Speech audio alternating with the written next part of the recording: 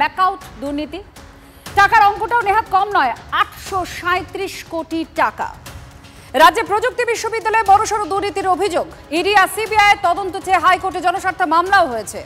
টেন্ডারের কারচুপি করে কোটি কোটি টাকা নয়ছয় করার অভিযোগ উঠছে এই বিশ্ববিদ্যালয়। টেকনোলজি বিশ্ববিদ্যালয় মৌলানা আবুল কালাম আজাদ এই বিশ্ববিদ্যালয়ের বিরুদ্ধে এই অভিযোগ। 150-র বেশি কর্মী নিয়োগেও অস্বচ্ছতার অভিযোগ আনা হয়েছে।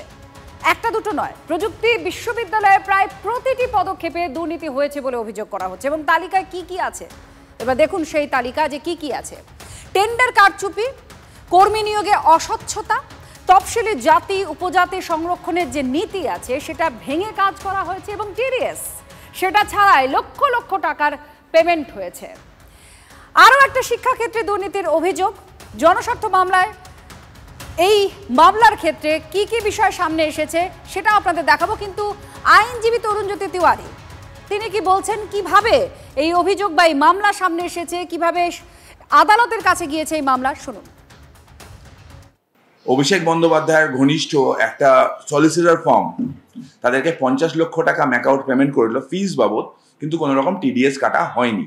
তো এই পুরো ইস্যুটা নিয়ে প্রায় 820 কোটি টাকার উপর, 823 কোটি অ্যান্ড সামথিং টাকার ইরেগুলারিটি স্টেট গভর্নমেন্টের অডিট ডিপার্টমেন্ট পেয়েছিল। 21-এর লিস্টে যাদেরকে কন্ট্রাকচুয়াল বলে দেখিয়েছিল, 22-এর লিস্টে তাদেরকে রেগুলার টিচার দেখিয়ে দিয়েছে।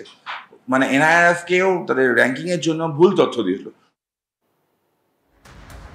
অর্থাৎ আরও একটা দুর্নীতির অভিযোগ। জনস্বার্থ মামলায় জাতীয় তফসিলি জাতি উপজাতি কমিশনকে তদন্ত করার আবেদনও করা হয়েছে এই মামলায়। রাজ্য সরকার, বিশ্ববিদ্যালয় এবং সংশ্লিষ্ট যে সব পক্ষ আছে প্রত্যেকের কাছ থেকে হলফনামা চেয়েছে আদালত, জানাতে বলা হয়েছে। অন্যদিকে নিজের এক্স হ্যান্ডেলে কেন্দ্রীয় শিক্ষা প্রতিমন্ত্রী সুকান্ত মজুমদার তিনি অভিযোগ করেছেন, দুর্নীতির প্রমাণ অডিট রিপোর্টে স্পষ্ট রয়েছে এমন তার পোস্ট, এবং তিনি অভিযোগও করেছেন। কি বলছেন আপনাদের শোনাবো। নির্বাচনের আগে সস্তার ফুটেজ কুড়োনোর নাটক। এই যে শিক্ষাক্ষেত্রে যে দুর্নীতি আছে এটা তো এসছে ব্যাপক কেলেঙ্কারি থেকে। মমতা ব্যানার্জি এসে school committee, school service commission, board, council, বিশ্ববিদ্যালয়ের সিনেট, সিন্ডিকেট, এক্সিকিউটিভ কমিটি সব বাতিল করে দিয়েছেন। অডিটেড রিপোর্ট বিশ্ববিদ্যালয়ের হাতে আসার আগে যিনি আরটিআই করছেন, কমপ্লেন করছেন, তাদের হাতে নাকি পৌঁছে যাচ্ছে। তাহলে বুঝুন যে কেন্দ্রীয় সরকারের কোন সংস্থাকে দিয়ে অডিট হচ্ছে। সব জায়গায় নিজের পছন্দ মতো চোরজোচ্চদেরকে বসিয়েছেন। তাহলে আসলে দুর্নীতির মাথাকে ধরতে হবে এবং এই দুর্নীতি তন্ত্রকে শেষ করতে হবে। সেই জন্যই আমরা বলেছিলাম চোর ধরো জেল বড়। এবার ম্যাকআউটের বর্তমান উপাচার্যের কথা আপনাদের বলি, কারণ তিনি দায়িত্বে আছেন। তিনি কি বলছেন এই অভিযোগ সামনে আসার পর? তিনি বলছেন তার দায়িত্ব নেওয়ার আগের বিষয় এটা, এবং রিপোর্টটা দেখে তার মনে হয়েছে দুর্নীতির কথা বলা নেই অডিট রিপোর্টে। তোমার সঙ্গে কোনো সম্পর্ক কিছু নেই। মানে ধরুন অ্যাটলিস্ট এপ্রিল 2023-র পরের কোনো কিছু নেই। যা কিছু হচ্ছে আপনার মার্চ 2023 অবধি। রিপোর্টে কোথাও কিন্তু যে দুর্নীতি বা করাপশন এইরকম ধরনের ওয়ার্ড কিন্তু কিছু নেই সেখানে। অডিটে যেটা বলা হয়েছে যে মানে কি বলবো এখান থেকে প্রসিডিওরাল ল্যাপস, ঠিক যে গভর্নমেন্টের নিয়ম অনুযায়ী যে প্রসিডিওর অনুযায়ী ধরুন খরচ করার কথা, যে অনুযায়ী একটা বিল্ডিং বানানোর কথা, হয়তো সেই প্রসিডিওরগুলো পুরোপুরি ফলো করা হয়নি। আর আজকে এসএসসি দুর্নীতি মামলার ট্রায়াল শুরু হলো। আজকে সাক্ষ্য গ্রহণ পর্ব।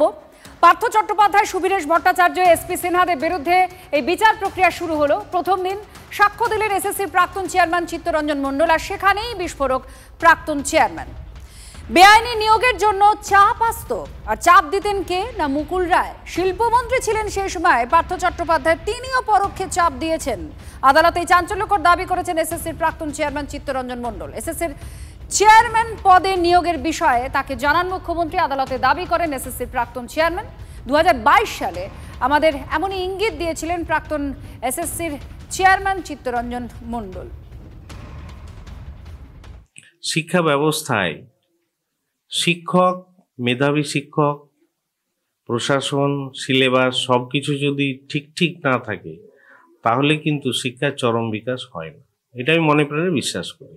তার এক্সিকিউশনের বাইরে কিছু করা আমার পক্ষে অসম্ভব ছিল। প্রশাসনের বাইরেও অনেক জায়গা থাকে, অনেক শক্তিশালী কেন্দ্র থাকে। সেই জায়গা থেকে তো যে ধরনের মতামত আমার কাছে আসছিল সেই সব মতামতের সঙ্গে আমার মতামত মেলেনি।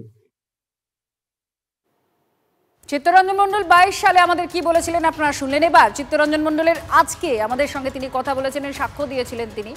তো কি বলেছেন, আরো কিছু বিস্ফোরক অভিযোগ তার গলায় শোনা যাচ্ছে, শুনুন। 2016 সালে কার্বনের ডুপ্লিকেটটা থাকতো, তাহলে কিন্তু যারা সত্যিকার কোয়ালিফাই করে চাকরি পেয়েছিলেন, কলেজ স্কুল সার্ভিস কমিশন স্বীকার করুক না না করুক, সেগুলো বের করা যেত। এটা 12 সালে হতো, 16 সালে তুলে দেওয়া হতো, আবার সেটা 25 সালে ইন্ট্রোডিউস করা। মানুষ সবই বোঝে, সবই জানে। সাক্ষ্য শুরু হয়েছে বিচার প্রক্রিয়ার প্রথম দিনে, আর সেখানে বিস্ফোরক প্রাক্তন চেয়ারম্যান আর এর পাশাপাশি 8 জন সাক্ষীর নাম আদালতে আর সিবিআই জমা দেয়। তাদের বয়ানেও কি তাহলে কোনো বিস্ফোরক কিছু লুকিয়ে আছে? এই প্রশ্ন খুব স্বাভাবিকভাবেই ওঠে। রাজনীতিকরাও নানান বক্তব্য তুলে ধরেছেন, কি বলছেন শুনুন। এই তথ্য থাকার পরেও কেন ইডি এতদিন তদন্ত প্রপারলি করে ফুল ফাইনাল চার্জশিটটা জমা দিল না? পার্থবাবু তো একটার পর একটা মামলায় জামিন পেয়ে যাচ্ছেন। যদি প্রপারলি চার্জশিটটা জমা পড়তো তাহলে একটার পর একটা মামলায় তিনি জামিন পেতেন না। তিনি যা বলছেন সত্য বলছেন। মুকুল রায় তখন দলের সংগঠনের দায়িত্বে ছিলেন। পশ্চিমবঙ্গের প্রত্যেকটি মানুষ জানেন এটি একটি প্রাতিষ্ঠানিক দুর্নীতি। ছেলে নিয়ে কারাকারি, কার কাছে ছেলে থাকবে তাই নিয়ে কাটোয়া মহকুমা আদালত চত্বরে বাবা মায়ের মধ্যে কারাকারি। বাবার বিরুদ্ধে 7 বছরের শিশু পুত্রকে আটকে রাখার অভিযোগ, দেখুন সেই ছবি।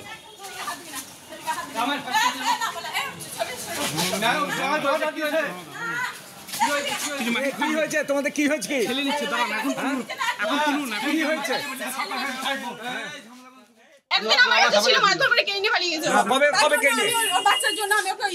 কি মামলা ছিল আজকে? কি মামলা? বাচ্চাটি মামলা ছিল। বাচ্চাটা কার কাছে থাকে? আসতেও দিল না, গেটে কিছু বলতেও দিল না, কোর্টে থেকে আমার কাছে সেটাই নিয়ে পালিয়ে গেল। বাচ্চা তো বলছে নাকি বাবার কাছে যাবে বলছে। তেমনি উকিল বাবু শিখালেন, তেমনি উনি শিখালেন। আমার কাছে এক শিখে সব বাচ্চাটাকে আমাকে কোনো কথাই জিজ্ঞাসা করতে দিল না। আমার উপর 4টি কেস করেছে। কোন স্বামী কি কেস? হ্যাঁ, কি কেস? বউ মামলা প্রথম করেছিল, আবার করেছে আমার নামে, আমার বোনের নামে, আমার দুলাভাইয়ের নামে। ছেলে আমার কাছে আছে 9 মাস। হ্যাঁ, ওর মা খারাপ, ও একটু ছেলের সাথে সম্পর্ক ছিল। হ্যাঁ, যাইলে ও পালিয়ে যায়। যাই কি করতে রাইটস ছিল ছেলে, ওই ছেলে যার কাছে যাবে তারই হবে। বাহ, এবার রয়েছে স্বাদ। হ্যাঁ, অপূর্ব স্বাদ। এমডিএচ এর চাঙ্কি চাট মশলা, জীবনে আসল স্বাদ জাগলো। আসল মশলা এমডিএচ।